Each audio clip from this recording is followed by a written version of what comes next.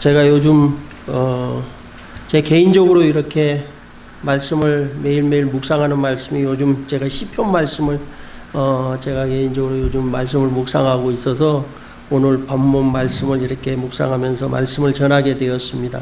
그러면서 특별히 오늘 91편 말씀을 사실은 한 2주 전에 제가 말씀을 이렇게 대하게 됐는데, 말씀을 읽으면서 제 개인적으로 참 하나님이 나와 함께 하신다는 그러한 은혜를 또 깊이 말씀을 보면 말씀을 묵상하면서 또 느끼게 되었고, 또 오늘 말씀을 준비하면서 또 이렇게 저에게 하나님께서 또 은혜를 주셨던 말씀을 전하고자 또 오늘 본문 말씀을 이렇게 삼게 되었습니다.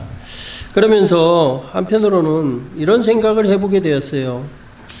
우리가 이렇게 살아가는 삶 중에서 우리 주변에 한번 이렇게 곰곰이 생각해 보면, 우리 주변들을, 내 삶의 주변을, 저도 이제 이렇게 제 주변의 분들을 한번 곰곰이 생각해 보면 정말로 내가 의지할 수 있고, 어떻게 보면 정말 믿을 만한 사람이 내 주변에 얼마나 있는가, 그런 생각을 한번 해보게 돼요.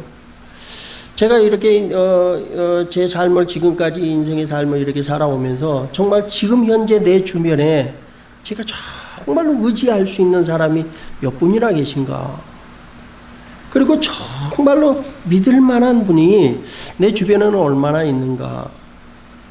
어떻게 보면 일부 우리가 생활하는 중에 보면 뭔가 이렇게 개인적으로 주변이나 사람들에게 실망을 얻게 되었다든지, 마음에 이렇게 뭔가 믿음을 가졌는데 그 믿음에 이렇게 부응하지 못했을 때에 언뜻 하는 말들이 있잖아요.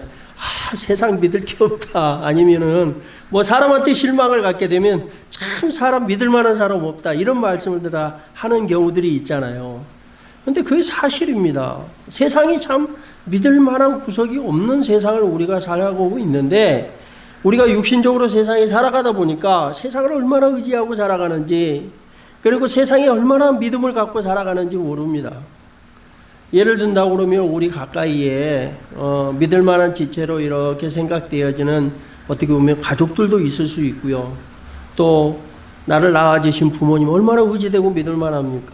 우리 형제 자매들, 또 어떻게 보면 학연이나 지연을 통해서 이렇게 관계를 맺고 어떤 이러한 그 의리나 어떤 우정을 나누는 그러한 믿을 만한 우리의 관계들을 맺기도 하고, 특별히 또 믿음 안에 있으면 교회 안에서 또 섬기는 교회의 목회자를 신뢰하기도 합니다.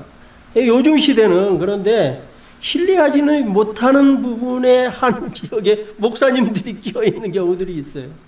목회자들이 신뢰를 잃어가고 있는 또 세상이기도 합니다. 요즘 어떻게 보면 그것을 실감할 수 있는 것이, 전도를 나가보면 그래요. 예전과 많이 다르구나. 사람들의 생각들이, 교회나 목회자들이 신뢰하는 마음들이 많이 떠나 있구나 하는 것들을 제가 실감할 때가 있습니다. 그러나 우리가 이렇게 세상을 우리의 삶들을 살아가는 가운데 정말로 우리 주변에 내가 의지하고 믿을 만한 그러한 분이시고 믿을 만한 것이다 할 때에, 그러한 것들이 끝까지 우리의 의지가 되어주지 못한다는 사실이에요. 어떻게 보면 우리에게 끝까지 믿음의 대상이 되어주지 못한다는 겁니다. 왜냐하면 세상에 있는 것은 끝까지 우리와 함께 하지 못하기 때문에, 우리 주변에 관계를 맺고 있는 사람들을 이렇게 둘러본다고 하면 하다못해 믿음이 갈 수 있는 가족마저도 부모님이 세상이 떠나기도 하고, 형제 자매들이 떠나기도 하고, 그렇게 믿음을 가지고 길렀던 자녀들도 내 품에서 떠나다 보니까 내 품의 자식이지, 내가 믿었던 의지들을 이렇게 어떻게 보면 다 떠나게 된다, 이 말입니다. 제가 요즘 신방을 하다가 간혹 가다가 연세 드신 분들 아니면 노인 아파트 이렇게 방문하게 되면 그렇게 반가워하세요. 그렇게 반가워하세요. 반가워하는 이유가 뭐냐 그러면 사람이 그리워서, 사람과 이렇게, 왜냐하면 과거에는 그분들도 다 사회생활에서 이렇게 가족관계, 뭔가 사람들의 의지되어서 살아가다가 그 모든 의지되어야 할 것들이 다 떠나고 나니까 마음속에 자리 잡는 게 뭐냐면은 그분들이 말씀하신 경우 외로움입니다. 외롭다는 거예요. 말할 상대가 없다는 거예요. 그래서 누구라도 이렇게 방문하면 너무나 너무나 반가워하십니다. 왜냐하면 그 외로움을 느낀다고 하는 것은 뭐냐 그러면 내가 의지했던 모든 것들이 지금 떠나 있은 상황이에요. 저는 오늘 본문 말씀을 묵상하면서 요즘 다들 어려운 때를 보내고 있지 않습니까? 그런데 제 개인적으로는 오늘 말씀을 묵상하면서 하나님께서 나와 함께 하신다는 사실이 정말 마음에 감격이 왔어요. 그것은 이 어려운 시기에 그동안 여러분들과 달리 제 개인적인 극히 개인적인 어떠한 기도 제목들이 정말로 이런 이 어려운 시기인데도 불구하고 하나님께서 정말로 세밀하게 기도의 응답들을 해주시는 거예요. 어려움이 있는 가운데서도. 그러면서 참 오늘 본문을 말씀을 묵상하면서 오늘 시편 말씀을 누가 기록했는지 저자는 불분명하지만은 그 기록한 내용을 보면 그때 당시 아주 극한 상황에 접해 있음에도 불구하고 하나님에 대해서 확실한 신뢰를 가졌었던 것 같습니다. 시편 말씀을 보니까. 그러면서 제가 이 말씀을 묵상하면서 맞다. 하나님께서 나와 정말로 그 지극히 가까운 데서 함께 하시는구나. 오늘 1절 말씀에 보면 지존자의 은밀한 곳에 거하는 자는 전능한 자의 그늘 아래 거하리로다. 지존자의 은밀한 곳이라고 말을 해요. 여기서 지존자라고 하면은 지존자 말 그대로 가장 높게 이렇게 대우를 받을 수 있는 높으신 분이라는 거예요. 그 높으신 분의 보호를 받는 사람은 전능한 자 안에 있다는 거예요. 그 전능하심 안에 있다는 겁니다. 그러면서 시편 기자가 내가 여호와를 가리켜 말하기를 그분이 나의 피난처요 나의 요새요 나의 의뢰하는 하나님이라 하리라 고백을 합니다. 그분이 그 지존자가 나의 정말 요새요 나의 요새요 의지가 되어 주시고 그리고 그분만이 나의 의지할 하나님이라고 고백한다 이 말입니다. 지금 같은 이 시기에 경제적으로나 어떻게 보면 이러한 질병 사태로 인해서 건강적으로 모든 환경들이 어려운 시기에 온통 사람들이 어떻게 보면 불안과 두려움 가운데 있지 않습니까? 세상은 그러한다 할지라도 믿음 안에서 바라보면 그분만이 사실적으로 나의 피난처가 되어 주시고 오직 나의 의지할 분이시라는 거예요. 왜냐하면 3절 말씀에 보면 이는 저가 너를 새 사냥꾼의 올무에서 극한 연병에서 건지실 것이미로다. 그분이 이와 같이 행하실 수 있는 분이기 때문에 오직 그분만이 우리의 어려움에서 덫에 걸려있는 그런 상황이라 할지라도 빼내주실 수 있는 분이요 그분만이 오직 죽을 질병이 있다 하더라도 그 가운데서도 건지실 수 있는 전능한 분이라고 고백을 하는 겁니다. 그리고 이 사실을 믿기 때문에 그래서 저는 믿음의 사람들은 우리 믿는 사람들은 똑같은 세상의 환경에 살아간다 할지라도 뭔가 세상을 살아가는 방식이 달라야 한다고 저는 생각을 합니다. 우리가 믿는 구석이 있기 때문에 똑같은 삶을 살아가는 똑같은 환경과 똑같은 그러한 상황을 경험하고 살아간다 할지라도 우리에게는 믿는 구석이 있기 때문에 이와 같이 우리가 믿는 하나님이 어떠한 하나님이시라는 것을 내가 믿음 가운데 있다고 한다고 그러면 그 믿는 가운데 그 믿는 구석이 있기 때문에 우리의 삶의 모습은 세상과 뭔가 구별된 삶을 살아줘야 된다는 거예요. 이번 코로나 질병의 확산을 통해서 저는 이런 생각을 해봅니다.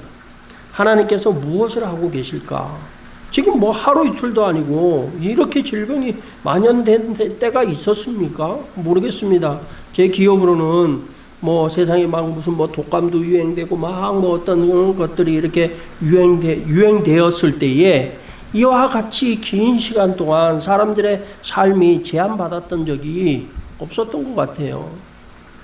물론 저보다도 연세가 훨씬 많으신 연배가 많으신 과거의 삶에 극히 어려운 때가 있었을지 모르지만 그러면서 곰곰이 생각해보면 하나님은 지금 무엇을 하고 계실까?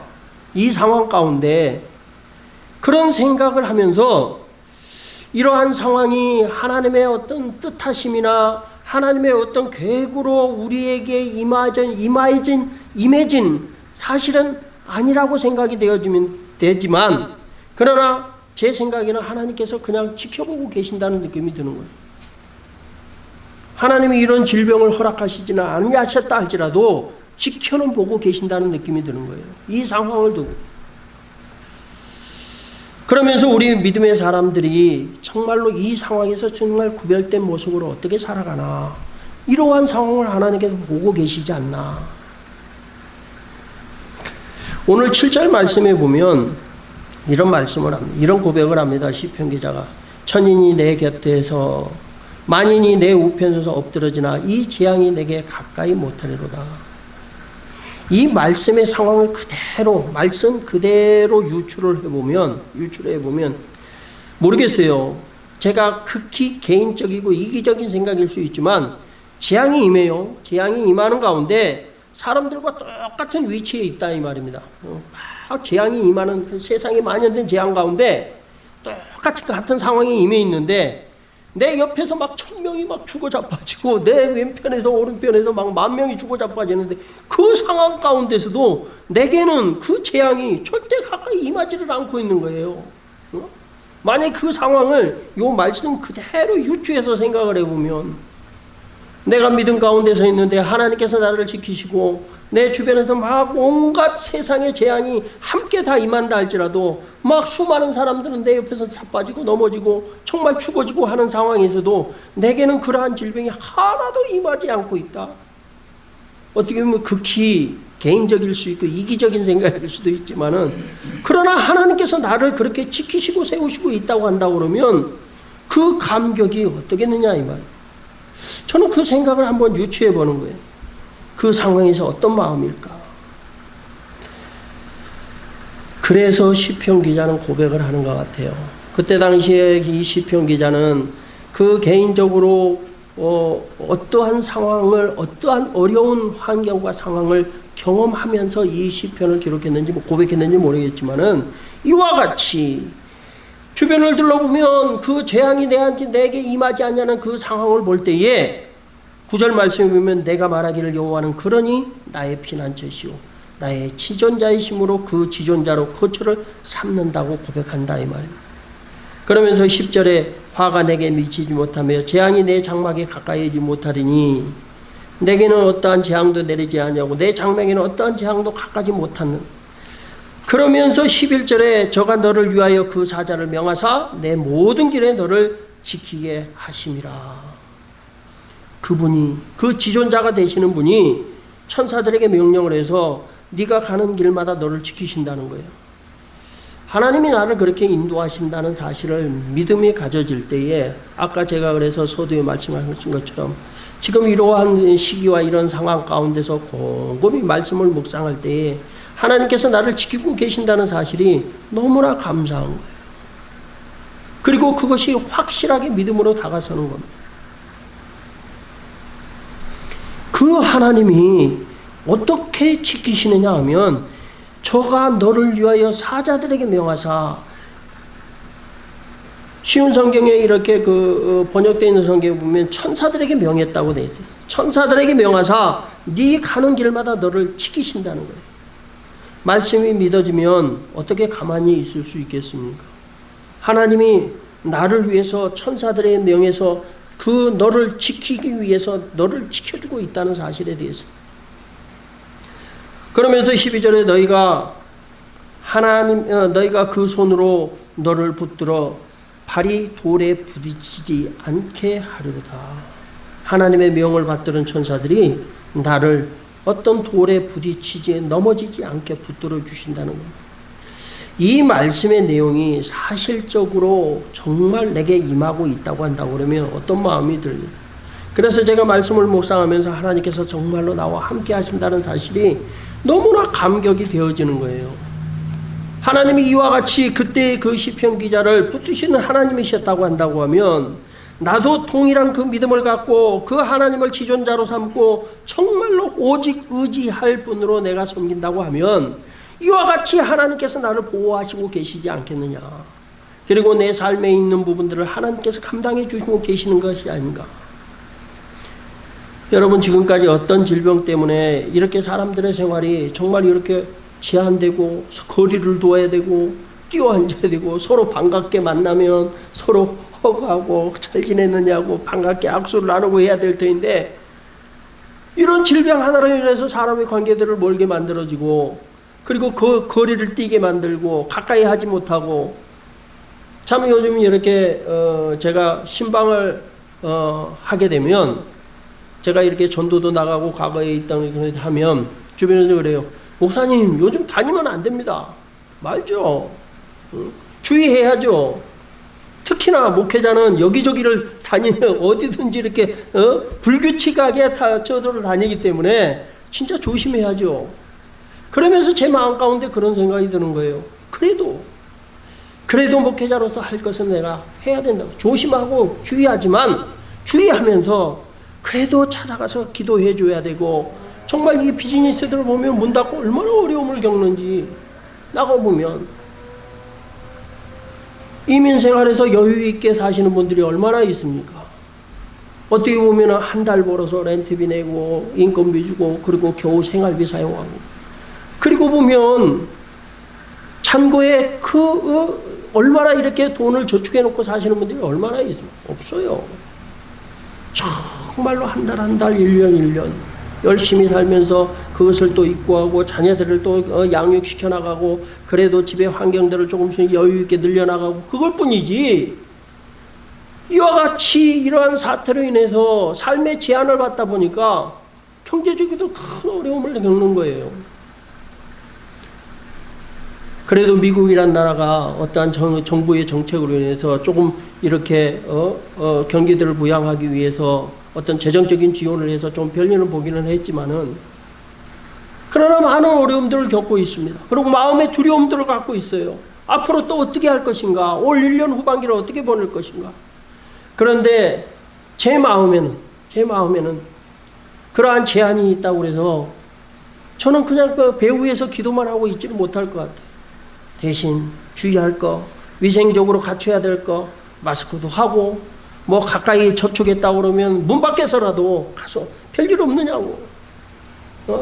매장까지 안 들어가더라도 문 밖에서라도 그래도 기도하고, 그래도 하나님이 이렇게 회복시키실 것을 위로를 드리고 기도로서 힘을 전해줘야 된다. 지금 이러한 사태를 통해서 앞으로 교회가 얼마나 또 이러한 흐름들이 바뀌고 교회에 어려움이 있을런지 저는 상당히 이렇게 염려되는 생각들이 주어지지만은, 참 이것을 통해서 하나님께서 구별된 믿음들을 이렇게 드러나게 하시는 게 아닌가 하는 개인적인 생각도 해봅니다. 어떤 성경적인 거에 개인적인 생각도 해보게 돼요. 오늘 시편 말씀을 통해서 이 시편 기자는 전적으로 의뢰할 그 지존자가 되어주시는 하나님, 그 하나님을 의지한다는 겁니다. 그리고 그러한 가운데에 우리의 믿음이, 하나님을 향하는 믿음이 선명하게 나타난다는 것입니다. 그러면서 하나님께서 14절과 16절에 이렇게 말씀을 하세요. 하나님이 가라사대 너가 나를 상한즉 내가 너를 건질 것이다. 내가 내 이름을 안즉 내가 너를 높여줄 것이다. 저가 내게 간구하리니 내가 응답하겠고, 너희가 환난 때에 내가 저와 함께하여 저를 건지고 영화롭게 하리라. 내가 장수함으로 저를 만족해 하며 나의 구원으로 보이리라. 참 말씀을 들으면서 정말로 내가 무엇이 간데 하나님께서 이와 같이 나를 지키시기를 원하시는지, 제가 오늘 말씀을 준비하면서 제목을 진실로 의지하고 믿을 만한 분이라고 제목을 정했습니다. 진실로 의지하고 믿을 만한 분. 앞에 제가 진실로라는 말을 붙이게 된 것은 성경에 보면 예수님께서 말씀하실 때 특별히 강조하시고자 하는 말씀 앞에 진실로 말씀을 붙이잖아요. 예수님 진실로. 그 말씀의 내용들을 강조하시는 그 말씀이 뭐냐면, 그 뜻이 원문의 뜻을 보면 아멘입니다. 아멘. 그러니까 제가 진실로 정말로 의지하고 믿을 만한 분이라고 하는 것은 앞에서 14절과 16절에 보면 내가 너를 건질 것이다. 내가 너를 높여줄 것이다. 네가 간구하는 것은 내가 응답할 것이다. 내가 너와 함께하면서 너를 영화롭게 할 것이다. 그리고 너를 만족해 하며 나의 구원을 너에게서 보여줄 것이다. 말씀이 내게 적용되어지면 아멘 안 할 수 없잖아요. 하나님이 나를 건지시고 아멘. 하나님께서 나를 높여주시겠다고 말씀해서 아멘. 내가 간구하는 것에 하나님께서 응답해 주시겠다. 아멘 아닙니까? 그리고 내가 무엇이간데 나를 건져서 하나님이 영화롭게 쓰시겠다. 정말 아멘이죠. 진실로. 제가 요즘 이러한 세태를 이렇게 지내면서 무슨 대책이 스스로 있겠습니까? 그저 그냥 주의하고 조심하면서, 그리고 어떻게 보면 내 건강에 해야 하지 않을까 조심하고 주의할 따름이죠. 스스로 주의하지만 하나님께서 질병 하나라도 임하지 않게 하시기 때문에 제가 유지가 되는 것이지, 제가 조심한다고 눈에 안 보이는 그 질병이 저를 휙휙 비켜가겠어요? 저를 의식해서 그 질병이 비켜가겠느냐 이 말이에요. 무엇인가 눈에 안 보이는 보호하심이 있기에 이러한 가운데에서도 내가 보호되고 있지 않느냐. 내가 목회자의 신분으로 이 시기에 내가 무슨 힘이 있어서 교회를 온전하게 지킬 능력이 있겠습니까? 제가 무슨 성도들을 어떻게 지켜드리겠습니까? 아무리 사랑하는 성도님들을 사랑하는 마음이 있다 하더라도 제가 목회자로서 이러한 시기에 성도들을 어떻게 지켜주겠어요? 경제적으로 다들 어려움을 겪는데 하나님만 찾아본다고 무슨 대책이 있겠습니까? 하나님만 바라본다고? 그러나 사람들은 말씀을 알아요. 그러나 현실에는 적용을 안 한다 이 말이에요. 저는 목회자로서 여러분이 이해하는 것과 정말 무엇인가 우리의 믿음의 사람은 달라야 된다고 생각합니다. 여러분들이나 저나 인간적으로 똑같은 환경에서 살아가지만 뭔가 우리의 삶이 이러한 시기에 하나님의 믿음의 사람으로서 뭔가 믿음으로서 나타나는 삶이 보여져야 된다 이 말이에요. 전에 제가 전도사 때 그런 경험을 했는데 정말 어려웠던 시기가 있었어요. 정말 어려웠어요. 그때는 제가 사실 과거에 이렇게 사회생활을 했던 그러한 저기가 있어서 너무 자존심이 상하는 거예요. 가정에 정말 힘들고 하다못해 정말 사실적으로 먹을 것이 떨어질 때에 저는 괜찮은데 자녀들의 눈이 밟히잖아요. 그럴 때 그것을 구하러 간다? 정말 너무 자존심이 상해요. 맨 처음에는. 굶었으면 굶었지 하다못해 일가 친척에게도. 그럴 때의 방법은 진짜 다른 길이 정말 가서 기도만 하는 거예요. 예배당 가서 진짜.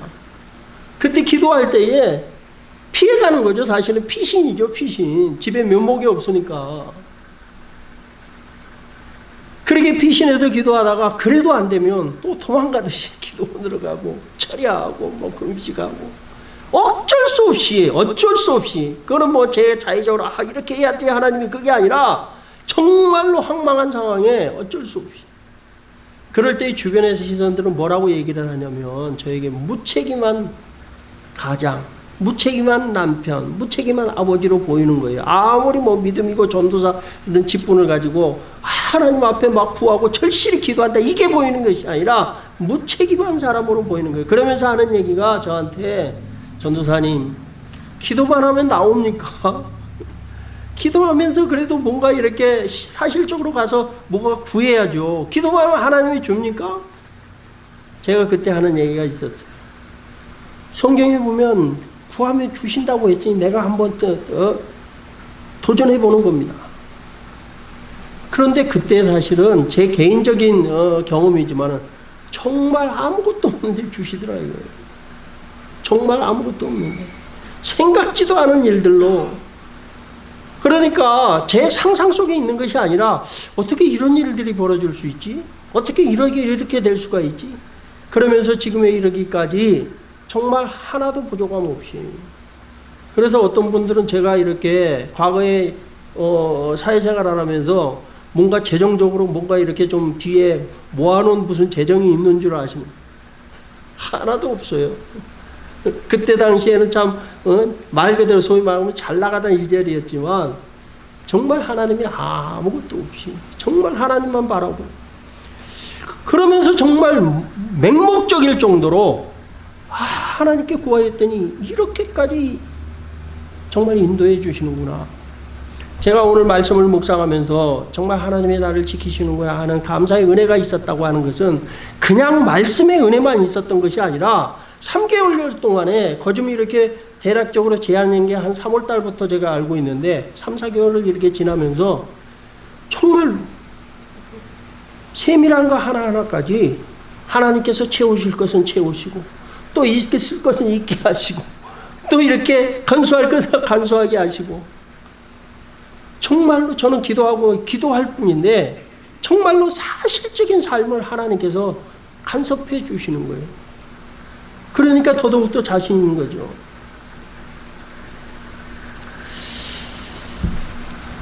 이 어려운 시기에 그냥 우리가 어려움을 당하는 기회가 아니라 하나님을 적극적으로 찾고 이 기회를 통해서 하나님과 아주 친밀한 관계를 맺는 기회가 되었으면 하는 간절한 바람이 있습니다. 이것이 우리가 신앙을 살아가면서 얻게 되는 큰 유익이 아닌가 싶어요. 우리에게는 어려움이 있지만 이 기회를 통해서 하나님과 정말 밀접한 관계가 맺어지고 하나님께서 무엇인가 내게 사실적으로 행하시는 것들을 경험되는 시기. 그래서 결코 어려움의 시기가 아니라 이 시기를 통해서 뭔가 신앙에 큰 유익이 있지 않는가.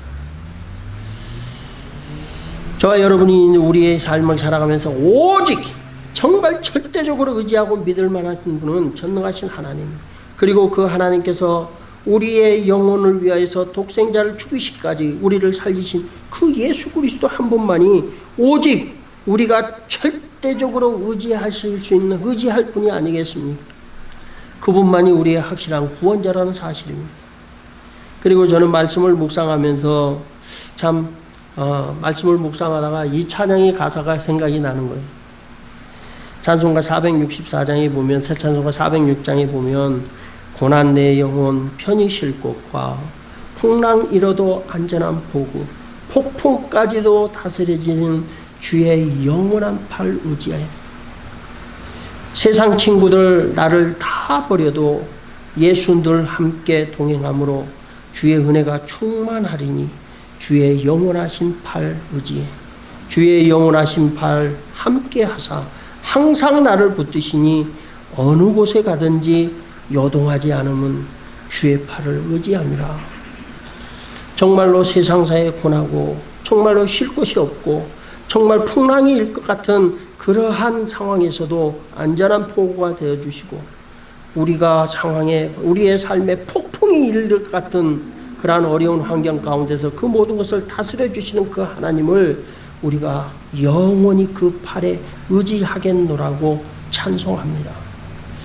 이번 기회를 통해서 정말로 저는 바람이 있다고 한다 그러면 우리 믿음의 사람들이 뭔가 좀 더 믿음에 구별된 삶을 살아지는 기회가 되어지고 그리고 하나님과 정말 밀접한 관계가 되어져서 진실로 이 기회를 통해서 맞다. 우리의 인생의 삶에 우리의 삶에 정말로 끝까지 의지할 만한 분은 오직 하나님이시오. 그리고 우리의 영혼까지도 구원해 내신 그 예수 그리스도가 우리의 완전한 구원자시오. 우리의 삶의 영육간의 큰 의지가 되어주시는 하나님이심을 경험되어지는 기회가 되어줄 수 있기를 간절히 축원합니다.